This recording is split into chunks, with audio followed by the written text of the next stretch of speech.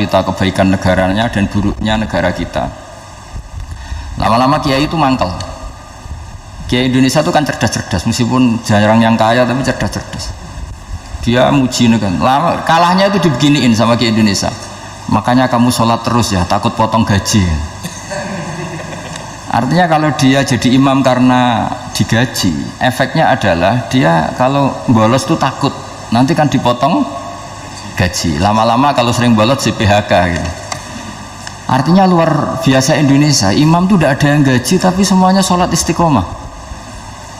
Berarti kita ini top, datang ke masjid jadi imam tanpa ada yang gaji. Top mana? Top Indonesia. Semenjak itu si imam ini tidak pernah cerita kebaikan negaranya karena gaji imam. Indonesia dalam bernegara selalu begitu. Ketika kita tidak punya solusi transportasi, ada saja pihak-pihak swasta atau investor yang ingin menanamkan modal di investasi Grab dan sebagainya. Tapi saya tetap sebagai kiai mengingatkan status hukum fikihnya. Kenapa saya harus cerita itu? Karena fikih ini harus selesai dulu. Saya ulang lagi, fikih ini harus selesai dulu. Misalnya nganterin orang yang mau transaksi narkoba atau transaksi maksiat, atau tapi yang yakin. Kalau tidak yakin memang tidak haram. Tapi kalau yakin itu memang kamu tahu benar-benar iyalah kira-kira gitu. Supaya taat itu ada di semua kehidupan. Sehingga nanti Indonesia kalau semuanya begini kan, yang cari sarana maksiat itu bahkan sekedar transportasi aja susah karena semuanya tidak mau. Misalnya paket juga gitu, yang mau ngedarkan narkoba kesulitan karena semua yang jasa paket tidak mau gitu. Begitu seterusnya, sehingga negara ini kita bantu bahwa awal ketidakbaikan di semua negara itu pasti karena maksiat. Maksiat itu mengganggu. Orang geger sama istri ya karena maksiat. Terus banyak kecelakaan itu rata-rata kata Pak Polisi juga karena maksiat. Jadi orang overdosis atau dalam keadaan mabuk nyupir. Terbesar kecelakaan itu jarang karena ngantuk. Terbesar masih karena pengaruh apa? Narkoba. Pembunuhan juga sama. Orang Indonesia itu mudah sekali memaafkan temannya, tetangganya. Tapi kalau sudah efek dari narkoba, bunuh itu jadi mudah itu jadi. Nah, Anda juga harus fair, jangan. Tapi yang penting saya profesional nganter, gitu. Nggak mau tahu dia latar. Meskipun kita tidak boleh neliti orang ya, nggak boleh tajasus, nggak boleh neliti ini. Tapi yang jelas kamu tahu, yang jelas kamu tahu ya harus dihindari karena memang di semua profesi pekerjaan tuh utamanya kata Rasulullah SAW itu memperhatikan halal haramnya. Tapi ya saya ulang lagi, tidak boleh sok suci, tidak boleh tajasus, tidak boleh neliti orang lain. Tapi kalau yang jelas-jelas untuk maksiat maka harus kita hindari. Termasuk masjid sekalipun. Dulu zaman Nabi itu ada masjid namanya Masjid Dirar untuk memecah konsentrasi sahabat. Sahabat itu begitu mencintai Nabi, mencintai Rasulullah. Ada orang kafir pinter, orang munafik pinter. Ini Muhammad harus ditandingi. Cara nandingi Muhammad jangan pakai dangdutan, jangan pakai bar, tapi pakai masjid. Karena ini suasananya kesannya bagus. Dibikin masjid tandingan supaya orang tidak ke Muhammad semua, tapi ke masjid ini. Ini pikirannya orang munafik. Artinya jangan kira terus masjid bebas hukum, ya enggak juga. Masjid juga bisa kena semprit karena ini mendirikannya untuk bikin apa? Tandingan, untuk bikin masjid dirar, kalau istilahnya Quran masjid dirar. Semua sarana kebaikan juga gitu. Yayasan yatim piatu juga kena hukum, pondok juga kena hukum, semuanya kena hukum. Ada orang ingin jadi kiai padahal tidak pernah ngaji, terus bikin pondok. Akhirnya dia dipanggil Pak Yai, anaknya dipanggil Gus, padahal najis saja tidak tahu. Itu kan kasihan umat, akhirnya ada penyelewengan. Jadi semuanya kena hukum. Jadi Anda jangan tersinggung ketika saya cerita fikih untuk para teman-teman yang di Grab, karena memang semuanya kena hukum, bukannya mesra dengan istri juga kena hukum. Orang terlalu mesra dengan istrinya pasti ibunya terlantar, karena menuruti bojo dan nuruti ibu gitu. Kalau nuruti ibu istrinya yang terlantar, yang loyal sama teman ya istrinya terlantar, yang takut istri temannya terlantar. Jadi itu semuanya kena hukum tanpa terkecuali. Nah, saya cerita sedikit tentang sholat karena orang-orang Grab ini banyak yang sholat kemudian harus cepat-cepat.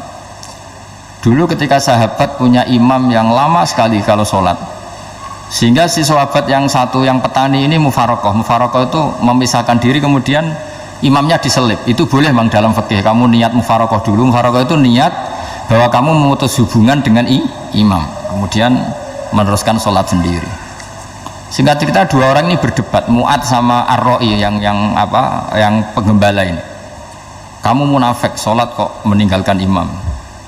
Terus yang satu bilang, kamu keterlaluan, sholatnya lama sekali. Singkat cerita, dua orang ini lapor ke Rasulullah SAW. Uniknya Nabi itu membenarkan yang petani tadi. Kamu Mu'ad jadi masalah, agama ini tidak boleh jadi problem. Kalau kamu ngimami orang, jangan lama-lama. Di situ ada ibu-ibu yang ditunggui anaknya yang sedang menyusu, banyak petani yang nunggu macam-macam. Kayak pegawai POM ya ditunggu shift temannya, pegawai Indomaret juga gitu, apalagi Grab mungkin ditunggu penumpangnya macam-macam. Sehingga kebaikannya teman-teman yang kerja serabutan begini juga bergantung kebaikan imam tadi. Kalau sholat itu tidak boleh lama-lama, apalagi wiridan, sholatnya aja nggak boleh lama-lama, apalagi wiridannya. Nah, kadang-kadang orang ngira kebaikan tuh nggak ada sempritnya, ada juga. Sholat tuh ya disemprit sama Nabi, kalau terlalu lama juga disalahkan, karena nanti agama ini menjadi apa? Problem, menjadi problematika. Nah, termasuk kebaikan kita ketika membolehkan ya, atau mentoleransi atau mendukung pekerjaan mulai Grab dan lain-lain adalah agama ini rahmatan lil alamin. Dulu ada seorang sahabat tanya, ya Rasulullah, boleh enggak kita ngegeng di perapatan gitu? Kata Nabi, ya jangan kalau bisa, tapi kita harus natahaddasannya, itu tempat kita jagungan di perapatan, di tempat-tempat umum lagi, di halte, Terus kata Nabi, nggak apa-apa, tapi fa'atut thoriq haqqaha, kamu harus memberikan hak jalan itu. Apa hak jalan itu? Satu, kamu amar ma'ruf, kalau bisa ya nahi mungkar, kemudian bikin suasana orang lainnya menjadi aman. Nah, ini yang catatan. Kalau hitung saja, yang ikut Grab itu berapa ribu? Nah, ini tuh energi besar kalau di atas 100 berapa? 100 ribu. Hitung ya teman-teman di Grab, 100 ribu. 100 ribu ini kalau soleh semua, atau setengah soleh lah, kalau soleh banget keberatan ya soleh, setengah soleh. Itu tuh ada, ini sudah saya pikir, ada kebaikan yang menyebar di seluruh Nusantara yang berjumlah 100 ribu. Ini luar biasa. Ada kecelakaan, dia menolong pertama, ada pemerkosaan, menolong pertama, mungkin ada pencurian, ada apa. Maka kata Nabi, kamu kalau harus di jalan itu kamu berkontribusi amar ma'ruf nahi mungkar. Saya sering ke Jogja karena saya mulai 98 di Jogja, ya sering di terminal malam-malam.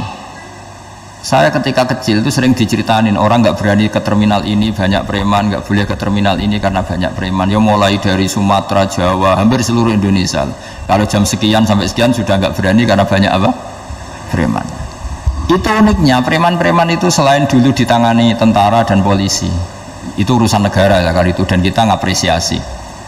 Itu hilangnya yang permanen itu bukan saja ditangani ABRI dan polisi, TNI dan polisi, tapi ditangani kultur. Banyak mulai orang soleh, santri dagangan di situ, ada ojek mangkal di situ, supir taksi mangkal di situ. Terus di sini orang-orang soleh yang menghalau ketika ada perempuan digoda atau perempuan dicopet atau apa. Terus lama-lama jadi kultur bahwa kebaikan ini dominan. Setelah kebaikan dominan ini otomatis menyingkir sedikit demi sedikit. Jadi selain negara ini harus melakukan sesuatu yang seharusnya, yaitu menjaga masyarakat dari kriminalitas, sebetulnya yang paling awet dan paling mudah dilakukan itu tadi, kebaikan harus menjadi kultur bersama. Sehingga kalau terminal kemudian ada mbak-mbak jilbaban yang dagang, terus pak-paknya soleh, ada musola yang hidup, ojeknya juga gitu, terus supir taksinya, lalu kebaikan ini menjadi nilai bersama. Saking jadi nilai bersama, ibu-ibu yang takut atas dirinya nggak ngojek kecuali pak ini karena terkenal amanah, nggak naksi kecuali pak ini karena terkenal amanah. Dan kita Indonesia itu ingin seperti itu, sehingga amanah ini menjadi nilai bersama dan otomatis menjadi keamanan bersama. Orang Jawa itu Tego nitipno anake karena dijamin aman, tego nitipkan istrinya juga karena dijamin aman. Nah kalau kebaikan ini juga menjadi satu nilai jual dan kita bisa mengawal secara serius, itu alhamdulillah betul. Nah dimulai dari mana? Satu, mental kita takwa. Kedua, sistem sosial, bahwa kita terkoneksi oleh indukan ya, juga terkoneksi oleh kepolisian. Maksudnya karena kita terdaftar, kalau ada anak hilang kan tinggal ini yang bawa wahyu misalnya. Jadi saya mohon, semohon-mohonnya, kebaikan ini harus jadi nilai bersama. Setelah terminal itu banyak orang baik, otomatis yang ini tuh menyingkir itu. Akhirnya apa? Nanti yang bos-bosnya toko itu ya hanya nitipkan sama orang soleh, yang mau nge-grab juga hanya titip sama yang soleh, begitu seterusnya, sehingga jadi siklus kebaikan yang bersama. Nah ini yang dimaksud Quran, wa tamiru bainakum bima'ruf. Iktimar itu namanya urusan bersama ya, saya ulang lagi ya. Jadi orang Arab kalau bilang iktimar itu urusan bersama, sehingga bahasa Arabnya konferensi besar itu kalau di NU disebut apa? Muktamar. Muktamar itu menjadikan urusan publik dirembuk, itu namanya apa? Muktamar. Nah di antara kebaikan yang diinginkan Islam itu wa'tamiru bainakum bima'ruf. Urusan kebaikan ini menjadi urusan apa? Bersama. Ya saya contoh itu kecil saya itu mesti dikandani sama orang-orang tua, jangan di terminal ini sampai jam ini, jangan di perapatan ini ketika sudah jam begini. Tapi barokahnya orang soleh bertebaran di mana-mana itu. Yang tukang grab ya di mana-mana, yang penjaga toko ya banyak yang soleh, yang ngojek, yang macam.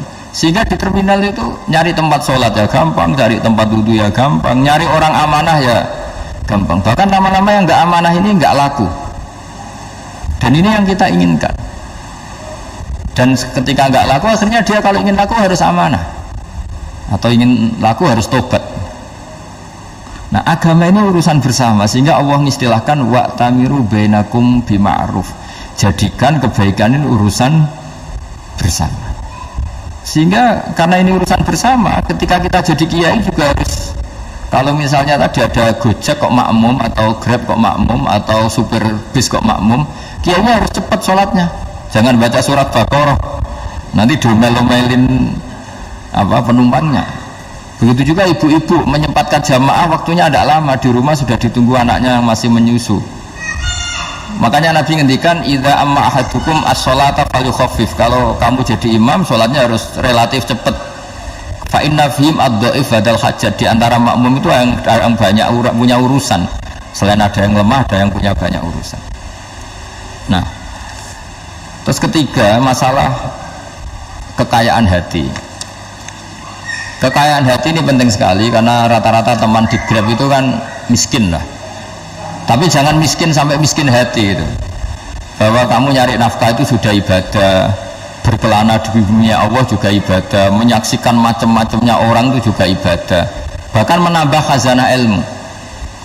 Di antara warisan ilmu yang kita dapatkan dari Rasulullah SAW, misalnya kamu jalan-jalan punya kaki dua, punya tangan dua, gara-gara jalan-jalan sering ngerti orang yang buntung. Alhamdulillah meskipun saya hanya Grab masih punya kaki itu, terus ketemu orang buta ya gitu, alhamdulillah ladzi afani mimma talaka bih, alhamdulillah saya terselamatkan dari seperti itu. Sehingga melihat orang maksiat juga gitu, saya meskipun gini terselamatkan dari tempat maksiat, dari, sehingga hidup itu tidak nelongso gitu, ada nilai lebih yang kita punyai. Jadi di antara kebaikan Islam adalah orang disuruh ingat sisi nikmat. Nah kalau nikmat itu sudah ada semua, kata Imam Ghazali, nikmat hidup. Kata Imam Ghazali, jika nggak ada kenikmatan yang Anda punyai, kamu datang ke kuburan, disuruh datang ke kuburan, dan kamu bilang begini, kenikmatan kembali ke dunia adalah kenikmatan yang diinginkan mulai yang mati zaman Nabi Adam sampai kiamat. Jadi kalau Fir'aun yang pernah jadi raja, Namrud, semuanya, bahkan orang-orang soleh sekalipun, kalau kamu tanya keinginan terbaiknya apa? Ingin kembali hidup untuk membenahi kesalahannya zaman hidup. Artinya apa? Kehidupan yang kita miliki sekarang adalah kenikmatan yang dirindukan mulai yang mati zaman Nabi Adam sampai kiamat. Maknanya apa? Kita punya kenikmatan yang luar biasa, karena kenikmatan yang apapun masalah hidup Anda ini punya kenikmatan yang enggak tertandingi, yaitu namanya hidup. Barokahnya hidup itu kita bisa tobat. Setidaknya ingin tobat, kalau nggak bisa tobat ingin tobat.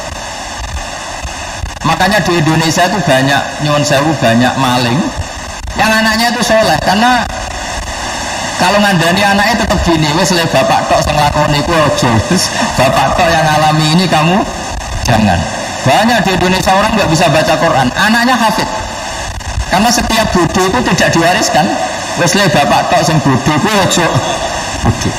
Mungkin teman-teman di grup juga gitu, wes bapak tok cung sing nasi pengen ku aja. Jadi kebaikan begini itu akan terus menerus diwariskan, sehingga banyak orang nggak tamat SD anaknya dosen, nggak tamat SMP anaknya dekan, karena setiap dari kita itu cita-cita kebaikannya menurun ke anak cucunya, keburukannya berhenti di dia. Cara wong Jawa itu bapak tok sing nglakoni.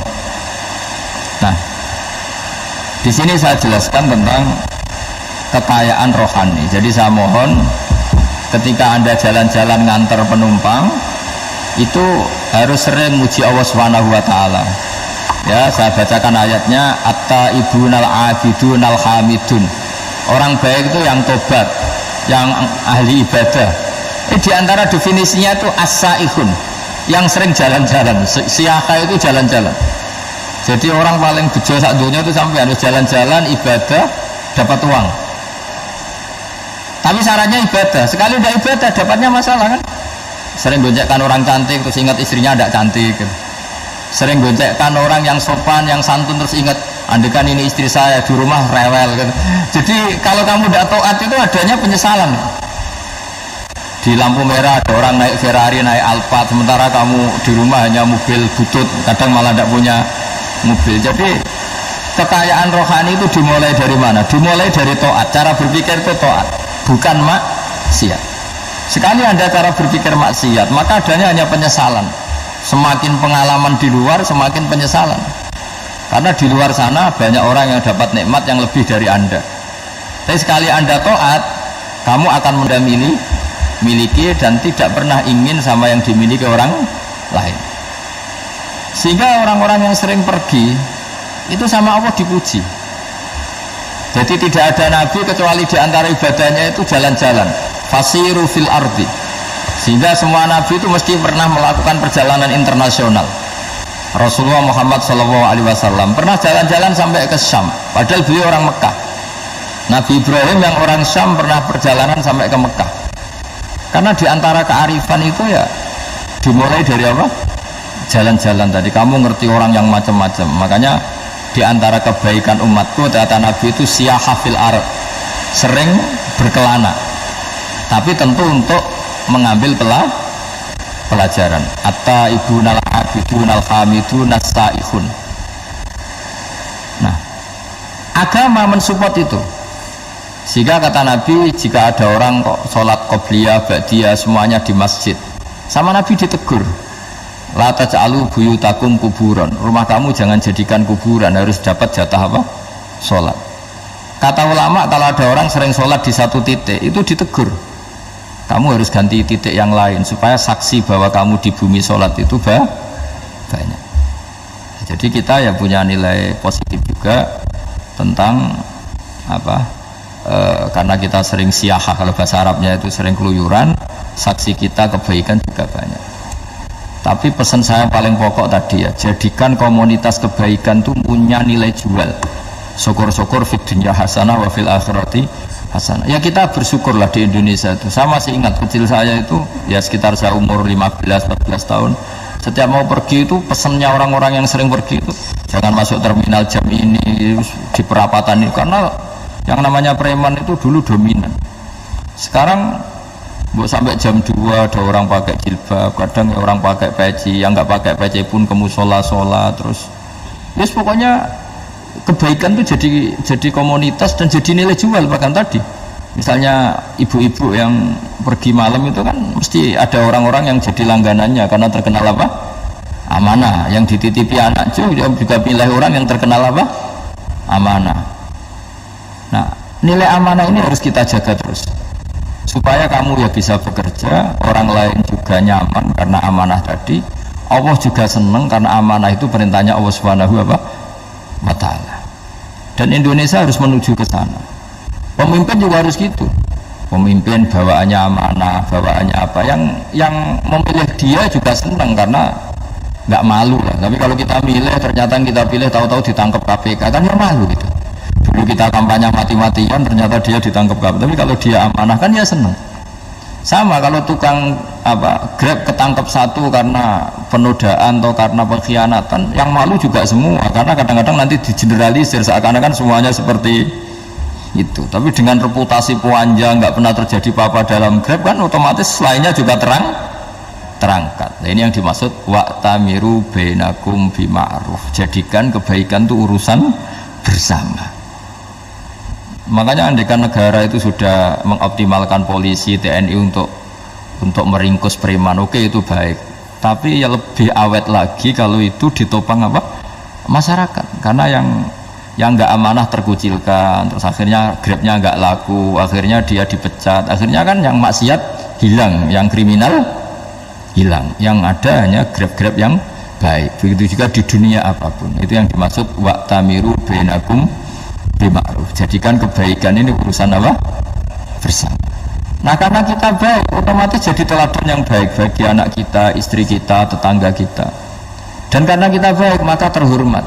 Sehingga orang melihat Grab itu simpatik, respect, karena reputasinya baik. Nah, karena orang respect, tidak dicibir. Barokahnya tidak dicibir, tidak mangkel. Barokahnya tidak mangkel, tidak saling ejek, bahkan tidak saling bunuh. Coba kalau kita jelek, dicibir orang, kita dalam keadaan mabuk, tidak terkontrol, bunuh. Jadi efek dari maksiat itu begitu buruknya, sehingga penelitian itu mengatakan kebanyakan kecelakaan ya pemicu utamanya rata-rata ya nyupir dalam keadaan mabuk. Beberapa nyuwun sewu kasus-kasus kriminal rata-rata dipicu oleh hal-hal seperti itu. Makanya meskipun di luar saya tolong hindari narkoba, hindari hal-hal yang maksiat supaya pekerjaan Anda ini barokah.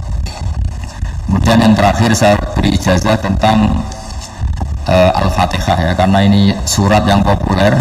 Kalau saya ijazahi Quran 30 juz pasti sampean nggak hafal. Atau ijazah surat Baqarah, kalau mau Baqarah mau.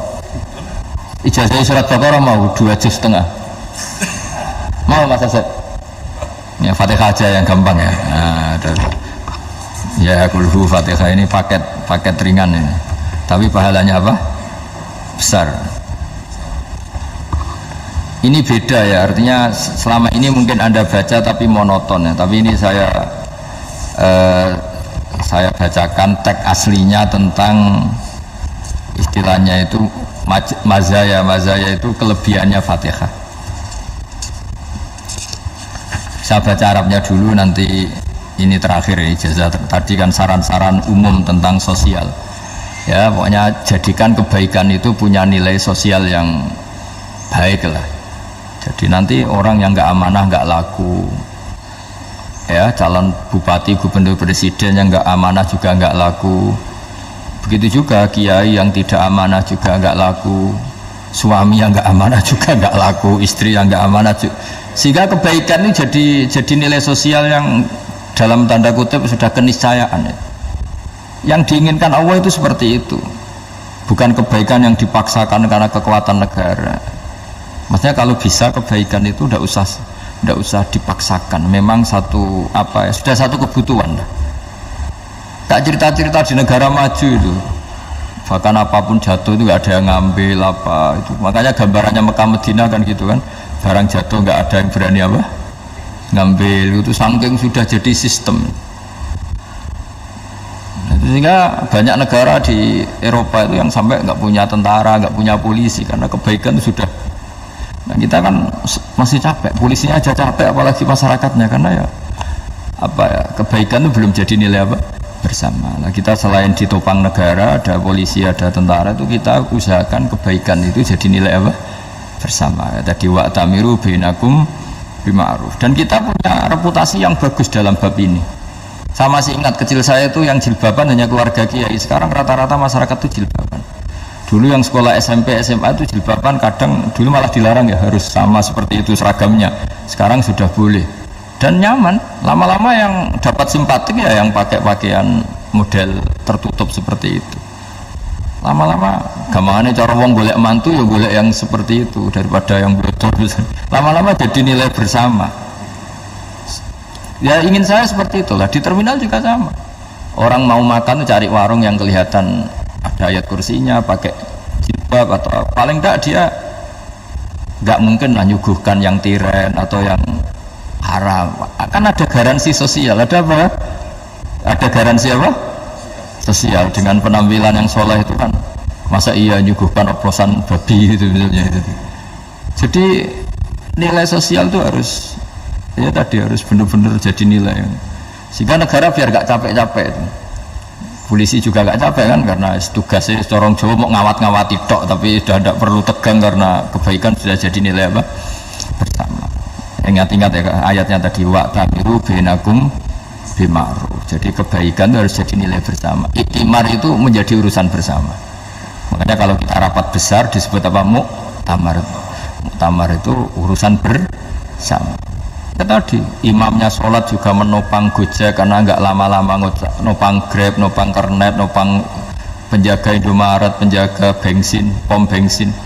Nah dia hanya punya waktu 5 menit terus imamnya baca Baqarah. Iya imamnya mursyid, mungkin dia tambah lama tambah dapat aplaus dari muhibbinnya, tapi makmumnya dia tambah lama tambah dapat penghormatan dari pecintanya, tapi kitanya wah khusyuk wali kan dia dapat status naik lah, kita yang sudah tidak ikut jadi wali diganggu apa pekerjaannya. Kalau ada imam seperti itu sampai mufaroqah saja, niat ya Allah sampai sini saja saya makmum orang itu, silakan orang itu punya urusan sendiri dengan jenengan ya sudah, atau salib saja apa ya, itu boleh. Kalau dalam fikih namanya apa mufaroqah. Mufaroqah itu niat, tapi kamu jangan langsung selonong mufaroqah, niat dulu pamit sama Allah bahwa sekarang mau mufaroqah. Ya, tapi ya jadi sholat yang aneh kan, imamnya masih rukuk, kamu terus sujud, terus apa-apa selesai ya.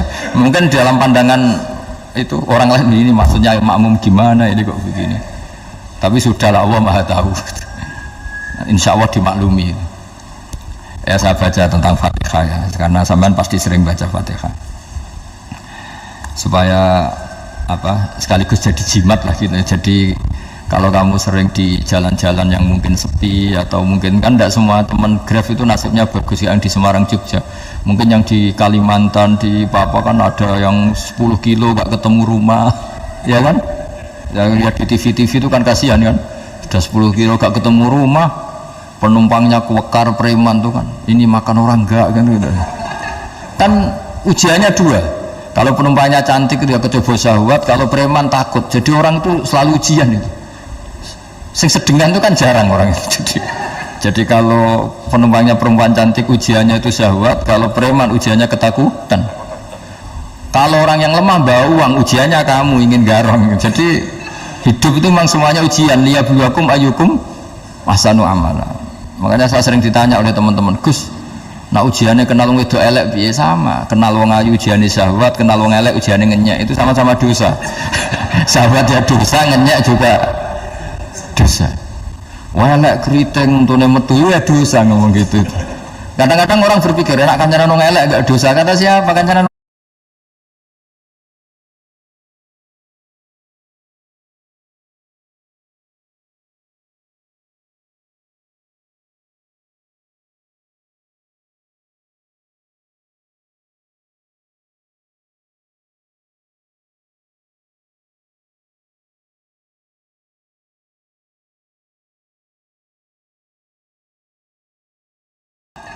Kan ujiannya dua, kalau penumpangnya cantik dia kecoba syahwat, kalau preman takut, jadi orang itu selalu ujian itu. Sing sedengan itu kan jarang orang itu. Jadi kalau penumpangnya perempuan cantik ujiannya itu syahwat, kalau preman ujiannya ketakutan. Kalau orang yang lemah bawa uang ujiannya kamu ingin garong. Jadi hidup itu memang semuanya ujian. Liyabluwakum ayyukum ahsanu amala. Makanya saya sering ditanya oleh teman-teman, Gus, nah ujiannya kenal wong wedok elek piye? Sama, kenal wong ayu ujiannya syahwat, kenal wong elek ujiannya ngenyek, itu sama-sama dosa. Syahwat ya dosa, ngenyek juga dosa. Wah elek keriting untune metu ya dosa, ngomong gitu. Kadang-kadang orang berpikir enak kancanan wong elek enggak dosa. Kata siapa? Kancanan wong elek itu ya dosa, karena bawaannya ngenyek. Ngenyek itu menyepelekan itu. Makanya saya itu ya nggak mau berteman sampean. Nanti kan bawaannya ngenyek atau seneng ya tidak tahu saya. Ya sudah ada takdir saja, kalau ketemu ya tak ulang ngaji gitu. Tapi ini ngaji terakhir, setelah ini ngaji biasa aja, tidak usah resmi gini. Ngaji kok resmi aneh. Pokoknya nanti suatu saat kalau pandemi sudah berlalu saya akan ngaji Rebone. Ini ngaji. Ini ngaji yang kurang bagus karena ngatur kiai kurang berkah ini. Nanti tapi ya lumayan lah masih mau ngaji. Ngaji kok tanggal ini jam ini. Sekarang suatu saat kamu tak panggil, Mas Wahyu datang ke sini jam ini, tidak mesti bisa. Mungkin pas ada acara apa, maaf ke sini pas ngecek pas apa. Gitu. Jadi ya sudah, tapi tak maafkan, nggak apa-apa. Sudah takdir, ya. Tak bacakan supaya sampai tahu keramatnya Bismillah. Nah sebelum saya bacakan Bismillah Fatihah, tak beritahu tentang ilmu tafsirnya, karena ini penting sekali.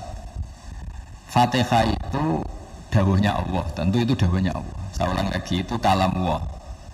Tapi yang sudah diberikan kesampaian ke kita semua, sehingga seakan-akan itu menjadi dawuhnya kita ke Allah. Jangan salah loh ya, Fatihah itu dawuh Allah, tapi sudah diberikan ke kita, sehingga posisi kita itu yang punya itu.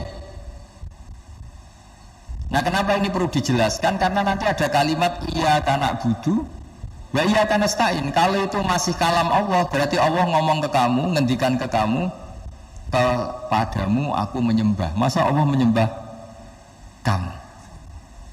Nah, sehingga ilmu tafsir itu menyelesaikan itu dulu ya. Saya ulang lagi ya, sebelum sampean sering baca Fatihah, aku yakin ya sering baca. Tapi barokahnya tidak paham itu tidak pernah janggal.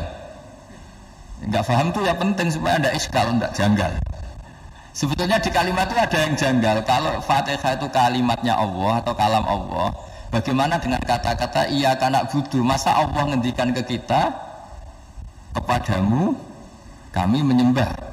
Masa Allah menyembah kita? Maka penyelesaiannya secara ilmu tafsir gimana? Semua ulama mengatakan, bukan satu dua, semuanya mengatakan di Fatihah itu semuanya diberi kawalan kalimat. Saya ulang lagi ya, di Fatihah itu semuanya diberi awalan kalimat qulu, katakan wahai hambaku begini. Ya, katakan wahai hambaku begini. Nah, begini ini pelajaran dari Allah yang sudah diberikan ke kita. Terus kita mengatakan bismillahirrahmanirrahim, alhamdulillahirabbil, termasuk kita mengatakan iyyaka na'budu wa iyyaka nasta'in. Jangan bayangkan Allah ngendikan ke kita. Kalau Allah ngendikan kita berarti gini, hei Wahyu, ihdinas siratal mustaqim, tunjukkan saya jalan yang benar. Nah nanti kamu terus, ya Allah, Anda aja minta pertolongan saya minta tolong siapa? Kan jadi panjang kan. Ya, saya ulang lagi ya. Jadi itu di Ulumul Quran diterangkan gimana? Sebelum baca Fatihah, ya. Fatihah itu kalamullah, ngedikane Allah, tapi yang sudah diajarkan ke kita dan sudah milik kita, sehingga kalimat itu menjadi milik kita. Tapi ya kalamullah, tetap kalamullah, tapi sudah menjadi milik kita. Udah paham ya? Ya pinter namanya.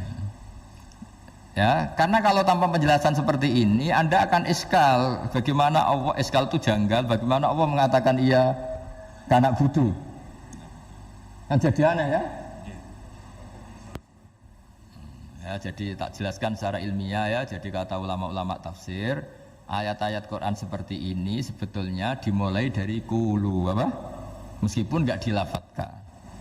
Itu kan sama dengan qul huwallahu ahad Muhammad, katakan kalau Tuhan itu satu. Ya namanya Quran itu kan kalam Allah, membina nabinya, membina umatnya. Makanya dikatakan atau enggak di sini tersembunyi kata qulu, katakan.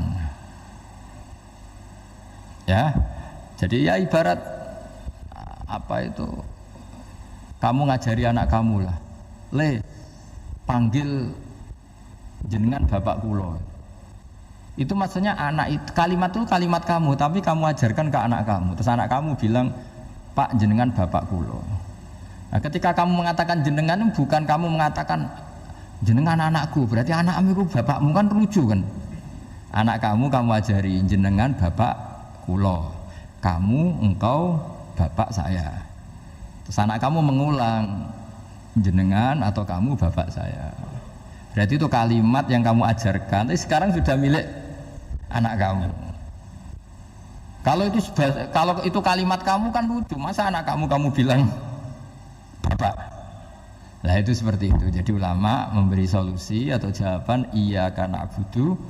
Iya itu sebelumnya ada kata-kata kulu, katakan wahai hambaku, hubungan kamu dengan saya adalah katakan iya karena abudu wa iya karena nasta'in. Terus hubungan kamu dengan saya katakan juga dalam doamu ihdinas siratal mustaqim. Jelas ya, jadi itu kalam Allah yang sudah milik kita karena diajarkan Allah untuk kita. Dong ya? Ya dong, gak jelas gak. Tapi bagus, gak jelas itu bagus. Kalau kamu jelas gak jadi digrab, jadi gubernur. Min azimi fadliha kasratu asma'iha wa fadail ukhra. Ini cerita dramatisnya surat Al-Fatihah. Qala Abu Hurairah radhiyallahu anhu inna iblisa ranna khina unzilat Al-Fatihah. Jadi iblis itu begitu kesakitan. Ini kitab Abwaabul Farad karangannya Sayyid Muhammad Alawi, juga kutipan dari beberapa kitab. Yang jelas beliau sendiri juga ngutip dari beberapa riwayat di beberapa hadis. Halaman 123. Ketika Fatihah turun itu iblis kesakitan. Kayak orang sakit gigi lah, tersiksa-siksanya karena turunnya surat apa? Al-Fatihah. Artinya kalau Anda baca Fatihah dijiwai, maka Anda melemahkan setan, melemahkan iblis. Wa qala Mujahid, khina unzilat Fatihatul kitab ronna fastama indahu asyayatin. Jadi ketika Fatihah itu turun, iblis itu terkapar lah kira-kira. Sampai dijenguk banyak setan. Jadi kemana di ICU lah kira-kira gitu kalau sekarang itu. Entah Covid entah enggak tahu. Pokoknya di ICU sampai dijenguk banyak setan. Enggak tahu bawa apa enggak tahu. Pokoknya dijenguk banyak setan. Nah nyangoni karena ini apa? Ketuanya apa? Pingsan, sakit. Jadi iblis itu sakit sampai dijenguk anak buahnya setan-setan. Ya semoga kalian semua tidak kenal setan. Kalau kenal berarti teman, apa? Wa qalu misla dzalik. Wa qala lahum laisa mimma taquluna syai'un walakin unzilat suratun laisa ajru qailiha illa an harrama alaihi nar jahannam. Saya ini bukan sakit fisik kata iblis. Kamu tidak usah jenguk saya, datangkan dokter terbaik, tidak usah. Saya ini tidak sakit fisik. Saya ini sakit karena ada surat yang diturunkan, yang pahala yang melafatkan surat itu pasti selamat dari neraka. Padahal misi terbesar saya ini supaya manusia masuk neraka. Sekarang punya tamengnya. Wah pusing kan? Ya seperti orang lah goda sampean, ternyata sampean setia, itu kan pusing. Nah ternyata tidak setia, itu yang akhirnya ribet kan itu. Jadi iblis itu cita-cita terbesarnya kan semua orang itu masuk neraka. Nah sekarang turun satu surat yang gara-gara surat itu siapapun yang baca dijamin selamat dari neraka. Jadi walakin unzilat suratun laisa ajru qailiha illa an harramallahu alaihi nar jahannam. Karena jadi dia shock lah istilahnya, kalau orang di Jawa itu bilang shock. Aduh sial nasib saya ini umat nggak bisa saya goda lagi karena punya tamengnya tadi punya. Qad batala kaidukum wa makrukum. Rekayasa kalian sekarang itu tidak ada gunanya semua.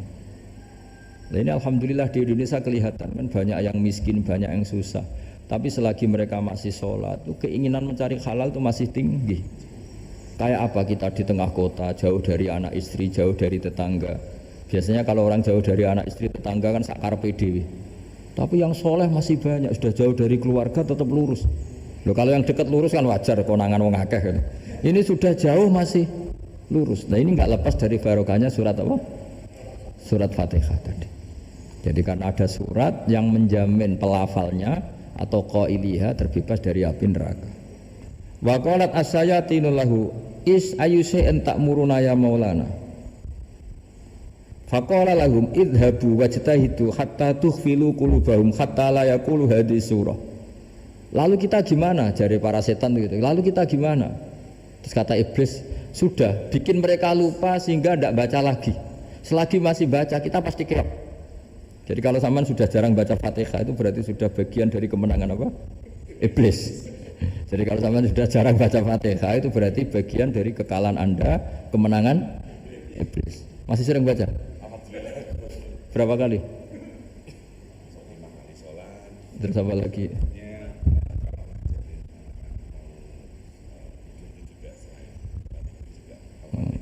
Kok 5 kali tok? Berarti pas salat fardu tok. Enggak 5 kali itu mendingan itu 17. Kamu itu ngitungnya jangan 5 ini. 5 waktu itu berarti lumayan kan? Berapa? 17 ya?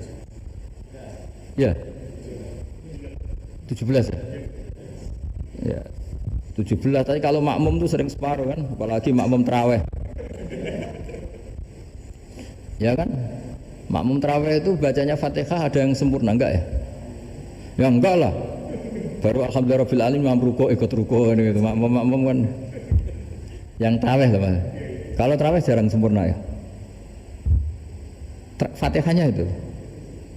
Kan imam sudah ruko. Kamu bacanya Fatihah sampai mana biasanya? Baru setengah ya. Ya paling pas tarawih aja kan enggak sempurna ya. Apalagi kalau imamnya sing kilat tuh waduh malah ada. Nah ketika Fatihah itu sebegitu keramatnya, sebegitu topnya, itu setan rapat, singkat cerita itu yang tadi dipimpin oleh iblis yang sedang terkapar apa? Terus tadi obatnya nggak ada, cuma dia shock karena ada surat yang turun yang melafatkan itu pasti selamat dari apa? Neraka. Nah ini gimana saran Anda? Terus sarannya adalah bikin orang-orang itu lupa, tidak baca Fatihah. Nah ini rapatnya iblis. Idhabu wajtahidu hatta tukhfilu qulubahum hatta la yaqulu hadhihi surah. Kala yuksiru qira'ataha wa la yakunu lahum ajrun wa thawabun bal yakunu lahum adzabun wa iqabun. Jadi saya mohon selama ini Anda sudah baca, tapi mungkin hanya rutin saja. Napa rutin saja? Jadi barokahnya ngaji ini kamu punya kekuatan atau punya semangat membaca karena ini surat yang luar biasa. Ibarat gini, kalau sampean tanya, saya juga sering mikir, masa Gus hanya surat kok punya kekuatan seperti itu? Di dunia ini kata Allah, mulai Nabi Adam sampai kiamat, nggak ada yang bisa menandingi kekuatan kalimah. Kalimah itu kata-kata, nggak ada yang bisa menandingi kata-kata. Misalnya Anda nge-grab, berangkat istri cuek, berangkat cuek, itu beda dengan ketika meskipun satu kalimat. Wes Pak, muga-muga dilindungi pangeran, mungkin jenengan selamat. Itu menjadi teduh dan semangatnya luar biasa karena kayak mendapat support. Jadi kira-kira kalimat itu hubungannya kita dengan Allah, Fatihah itu seperti itu. Kamu melafadzkan satu kata-kata yang dibenarkan langit bumi, dibenarkan aras, dibenarkan malaikat, dibenarkan semua penghuni di dunia ini. Sehingga itu efeknya luar biasa. Itu seperti gini ya, kamu cerai sama istri, terus nikah lagi katut babon. 10 tahun anak kamu dididik, ibunya benci kamu dan memang Anda layak dibenci. Dididik dan sampai nggak pernah manggil kamu Pak. Suatu saat kamu tentu rindu kan ingin dipanggil Bapak oleh anak kamu. Suatu saat anak ini manggil kamu Pak itu senengnya bukan main, hanya sebuah kata-kata. Makanya kadang-kadang orang itu tanya sama kiai, ijazah lafadz ini gunanya apa sih? Itu ijazah-ijazah itu untaian kata-kata, yang kata-kata ini dibenarkan langit dan bumi dan aras dan para malaikat, sehingga efeknya itu luar. Nah ibarat seperti itulah, kamu melafadzkan Fatihah itu melafadzkan kata-kata yang dibenarkan Allah dan Rasul dan semua malaikat, semua penghuni langit, maka ini efeknya pasti luar. Nah di sini lah orang-orang dulu itu tahu keramatnya itu, sehingga ketika melawan Belanda, melawan Jepang dulu itu kalimat-kalimat itu menjadi mantra yang luar biasa. Doa yang luar biasa. Tapi di era modern karena orang sudah tidak ngerti itu, dianggap itu mantra, jimat, khurafat, bid'ah, waduh ribet malah. Sebetulnya tidak seperti itu. Memang kata-kata ini kekuatannya luar biasa. Sama kesakitan hati kamu juga karena itu. Wis ngojek wangilan ya. Lah Pak di bojo kok kowe gagal tok kiri. Wah, iku seling terus. Padahal kalimat itu kan tidak melukai secara fisik, tapi apa kerjanya sesuk sarasa-rasa. Karena terus dengan pengadilan seperti itu kan, ngapain kerja demi perempuan yang seperti ini? Lagi-lagi kata-kata ini luar. Nah bayangkan kalau kata-kata itu adalah kalimat yang diajarkan Allah lewat Rasulnya, lewat malaikat Jibril. kayak apa kekuatannya. Nah, kira-kira Fatihah itu gitu. Kalimat yang baik, kalimat thayyibah diajarkan oleh Allah dan Rasul. Kayak apa kira-kira kekuatannya? Pasti luar biasa. Wong support yang dikatakan istri kita, anak kita aja luar biasa. Apalagi ini support yang diajarkan Allah dan Rasul. Ya makanya saya mohon kalau baca Fatihah, baca kalimat-kalimat thayyibah ketika sholat itu dijiwai. Ya misalnya Rabbana lakal hamdu mil'us samawati wa mil'ul ardi wa mil'u ma syi'ta min syai'im. Engkau zat yang layak dipuji dan pujian ini memenuhi langit dan bumi. Karena kita tahu nggak ada sejengkal di alam raya ini kecuali di situ ada rahmat Allah. Misalnya kamu bisa lewat sampai rumah saya, kamu mungkin anggap biasa saja. Coba kalau ngalami likuifaksi, tahu-tahu bumi ini ambles, bisa ngelewati yang likuifaksi itu luar. Tanyakan orang pernah ngalami likuifaksi di Sulawesi, itu melihat bumi bisa diinjak nggak ambles itu, wah luar. Dan sampai nggak ngalami itu sehingga lewat bumi ya biasa aja. Coba kalau ngalami seperti tidur, ya biasa aja. Coba kalau ada gempa, bahwa bumi tenang ini sudah nikmat yang luar biasa. Masa kamu ngakuin nikmat nunggu digituin? Ya kan? Nah itu, makanya baca Fatihah dijiwai lah bahwa ini kalimat yang luar biasa. Nah, saya teruskan. Warwa Muslimun fi sahihihi an Ibnu Abbas radhiyallahu anhuma annahu qala bainama Jibril alaihi salam qaitun dan Nabi sami anaqidan min fawqih farafa'a ra'sahu faqala hadza babun minas sama futihal yawma lam yuftah qaddu ilal yawm fanazala minhu malakun faqala hadza malakun nazala ilal ardi walam yanzil qattu illa yauma fasallim wa qala abshir bi nuraini qad uti tahuma lam yu'tahuma nabiyyun qabla Fatihatul kitab wa khawatimu suratil baqarah. Jadi suatu saat Jibril ini jagongan kira-kira gitu sama Rasulullah. Tahu-tahu langit pun gemuruh. Langit gemuruh kata Jibril, terus semuanya ngangkat kepala ke langit. Ini pintu langit baru ini dibuka, yang sebelumnya tidak pernah dibuka seperti ini. Turunlah malaikat, yang malaikat ini pun malaikat spesialnya nggak malaikat murahan lah kira-kira gitu, yang nggak pernah turun ke bumi kecuali juga saat itu dengan penyambutan yang luar biasa, dengan semuanya tidak pernah terjadi hanya karena bahwa surat Fatihah. Jadi ini surat yang luar biasa, pengawalannya lewat malaikat yang spesial, nggak pernah turun di bumi kecuali saat itu, penyambutannya juga nggak pernah seperti itu, baru seperti itu. Jadi semuanya itu spesial. Nah, kenapa ini spesial? Karena di situ ada isi puja-puji kepada Allah Subhanahu wa ta'ala. Ada ikrar kita, alhamdulillah rabbil alamin ar-rahmanir rahim. Ikrar ini penting. Kalau contoh paling gampang gitulah, kamu punya istri selama ini cerewet terus, suatu saat ngomong, Pak, tak angen-angen rono wong lanang koyo sampeyan. Wah, itu langsung tidak ada lelaki sebaik engkau. Itu sama senangnya, masya Allah, karena ada ikrar dari seorang istri ke kamu.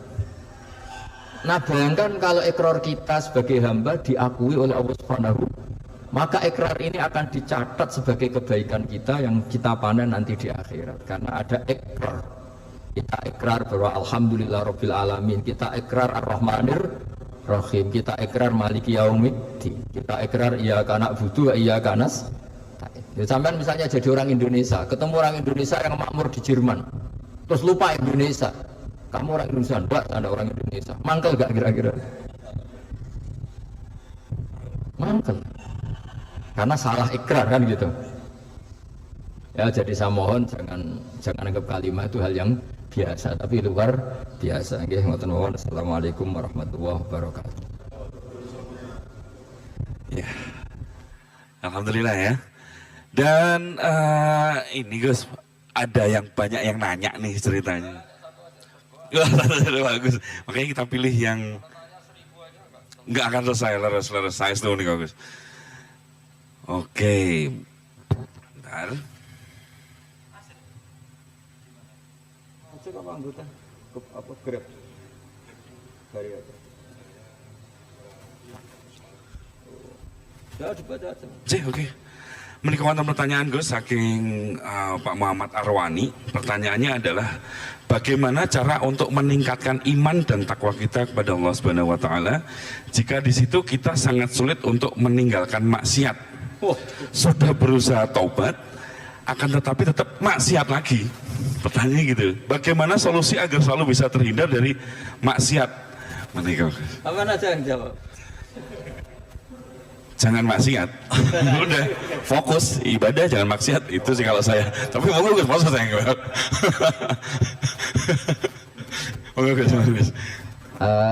Jadi itu pertanyaan pertama dan terakhir karena waktunya juga saya tidak banyak.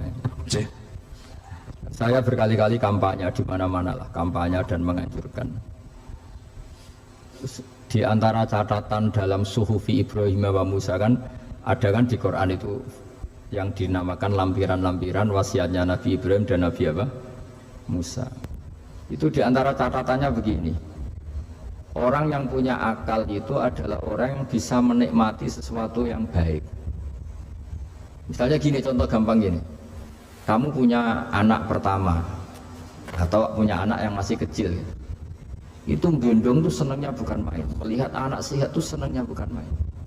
Mungkin saat itu banyak orang yang sedang maksiat dengan perempuan nakal atau dengan teman-teman nakalnya yang anggap seperti itu tidak nikmat.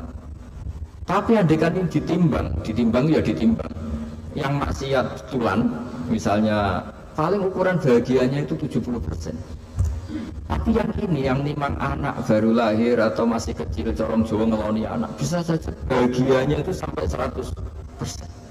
Hanya selama ini kesalahan kita adalah nganggap maksiat itu pasti menyenangkan dan taat itu tidak menyenangkan. Makanya saya berkali-kali fatwa, untuk melawan kenikmatan maksiat, orang harus terbiasa menikmati taat, menikmati kebaikan. Jangan kira kita nimang istri nikmat, nimang anak nikmat, ketemu teman yang lama tidak ketemu juga nikmat. Artinya kita akan melewati berjam-jam untuk jagungan sama teman, sama anak, sama istri. Dan itu harus kamu nikmati supaya mengganti tidak berkebutuhan nikmat yang lewat jalur maksiat. Jadi saya mohon sarana-sarana yang menyenangkan itu, yang taat itu kita maksimalkan. Makanya bapak saya itu sering pesen, kowe nak ngaji sing guyon, sing seneng. Nganti wong maksiat itu karena cari kesenangan. Coba kalau kesenangan itu sudah didapatkan saat taat, maka tidak butuh lagi kesenangan yang berbentuk maksiat. Makanya orang-orang wali dulu kalau sudah sholat itu nggak bisa berhenti karena merasa nikmat. Makanya Nabi pernah ngendikan wa qurratu aini fi sholat, nyaman saya itu kalau sedang sholat. Itu tadi. Bayangkan kalau besok itu pasti mati. Makanya latihannya harus gitu. Bayangkan besok itu pasti mati. Berarti itu hari terakhir kamu. Ya, hari dengan merasa hari terakhir itu kalau kamu maksiat kan malu. Waduh, saya mati pas. Makanya sholli sholata muwaddi'in, kamu sholat seakan-akan itu sholat terakhir. Dan bayangkan akhirat itu wa'mal li akhiratika ka'annaka tamutu, dan bayangkan akhirat itu besok kamu mati. Sehingga ketemu istri ya seneng karena ini pertemuan terakhir, ketemu anak ya seneng ini pertemuan terakhir. Sholat juga tenanan karena ini sholat terakhir. Sehingga kalau mau maksiat tuh takut, jangan-jangan ini kehidupan saya terakhir kok tak pakai seperti ini. Nah, jadi di antara resepnya itu apa tadi? Nganggep ya ibadah itu menyenangkan. Nah, gitu. Terus pinter.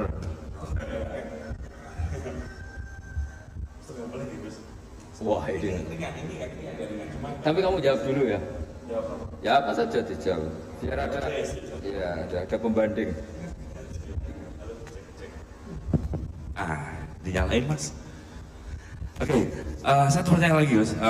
Ini ada pertanyaan dari teman-teman mitra driver Grab.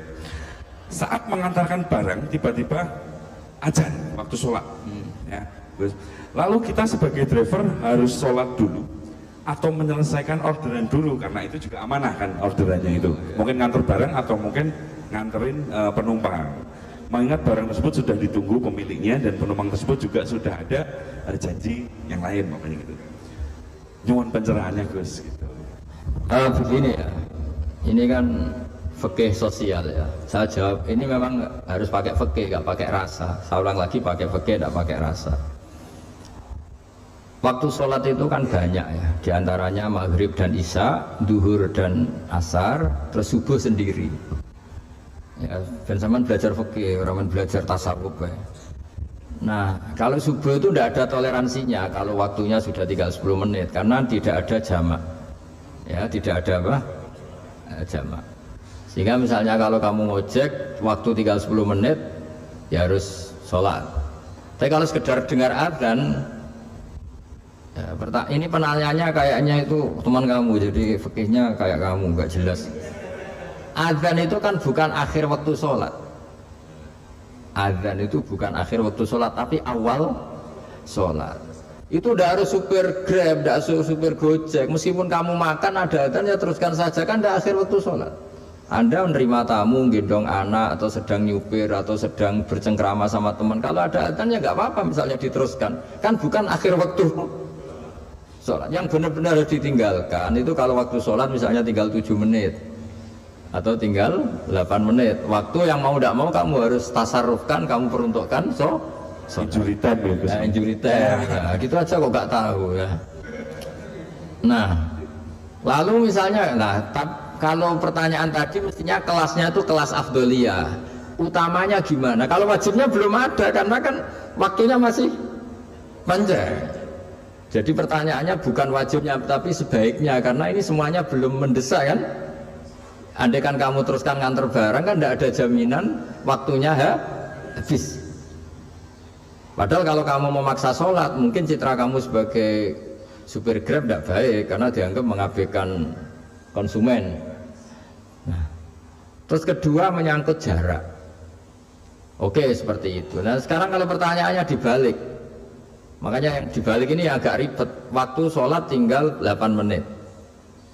Ada konsumen yang minta diantarkan saat itu dan acaranya ke mall happy-happy. Maka fatwa kita sebagai ahli fikih, ya tantang saja, saya mau sholat dulu. Kalau nggak sabar ya silakan cari yang lain. Kalau acaranya ke mall.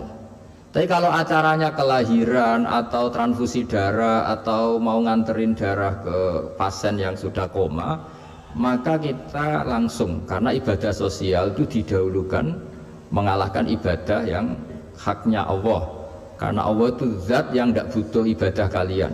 Tapi kalau pasien ini kalau nggak nang kesampaian darahnya mati misalnya, jadi kemana Allah lebih apian lah gitu. Makanya masyhur kalau dalam fikih hak Allah sama hak adami ini dimenangkan hak adami, tapi bukan karena Allah kita kalahkan. Allah tidak butuh itu semua gitu. Jadi dikalahkan tapi bukan karena kalah, justru karena tidak butuh. Ya ibarat gini lah, Allah itu saking baiknya Allah kan pasti di atas orang tua kita. Itu pasti ulang lagi, baiknya Allah pasti di atas orang tua kita. Orang tua kita saja baik apalagi Allah. Misalnya orang tua kamu butuh uang 5.000, adik kamu butuh uang 5.000, adik kamu yang kecil atau ya, kira-kira orang tua kamu tuh nyuruh dikasihkan beliau ke adik kamu, kira-kira ke adik kamu. Nah Allah itu saking baiknya, hal yang terkait Allah misalnya tadi sholat tepat waktu sama ibadah sosial itu disuruh ibadah sosial, karena ini kalau nggak kesampaian transfusi darahnya atau apalah, atau kamu dokter yang harus mengurus operasi waktunya tinggal 5 menit, kamu harus ngoperasi pasien dulu karena Allah bisa menerima sholat kamu. Nah tak terangkan lagi ini fikih terus. Lalu sholat yang apa? Kalau sholat itu antara maghrib dan isya dan nanti yang terlambat itu maghrib, kita ngikuti ulama yang mengatakan jika ada darurat maka maghrib dan isya boleh dijamak meskipun tidak atas nama pergi. Kan jarak kamu kan tidak jarak masafatu qasrin. Artinya apa? Misalnya saya dokter harus operasi, waktu saya tinggal 8 menit mau maghrib, ternyata harus ada operasi. Kalau saya nggak nangani mati, saya harus operasi. Dan nanti waktu saya maghrib habis itu tidak harus dikatakan kodok atau yang mengeluarkan maghrib dari waktunya. Bisa saja menurut ulama dianggap boleh dijamak takhir dengan isya karena kondisinya masih waktu jam'in. Begitu juga zuhur dengan asar. Tapi kalau waktunya itu asar tinggal 8 menit kemudian harus ada operasi, ya kita operasi. Waktu asar kita mundur sampai maghrib, namanya kodok yang dimaafkan Allah. Ya namanya tetap kodok karena asar gak bisa dijamak dengan maghrib. Jadi ini fikih ya. Jadi jawabnya harus jelimet. Jadi saya ulang lagi ya. Tadi kan pertanyaannya dengar adzan.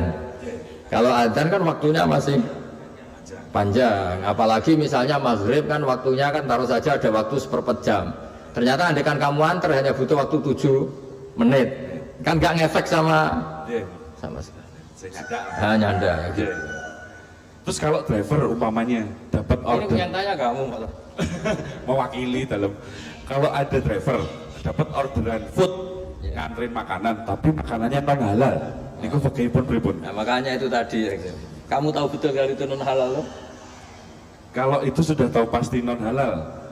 Nah, iya tadi. Daging Tyrannosaurus nonton mungkin. Ya makanya tadi itu memang PR kita di semua profesi. Saya ulang lagi, itu PR kita di semua profesi. Jadi ya itu makanya pentingnya istighfar itu di situ tuh sudah kita sebagai ulama menghalalkan tidak mungkin, mengharamkan kamu juga demo, ini pekerjaan Gus. Tapi yang jelas itu tidak bisa dihindari. Ya sama lah seperti orang di bus itu. Kadang-kadang kan didoain semoga semua penumpang hasil ke tempat masing-masing, dan kalau ada copet berarti kan doain copet juga hasil tujuannya. Jadi di semua profesi itu resikonya. Makanya tadi saya bicara tentang fikih.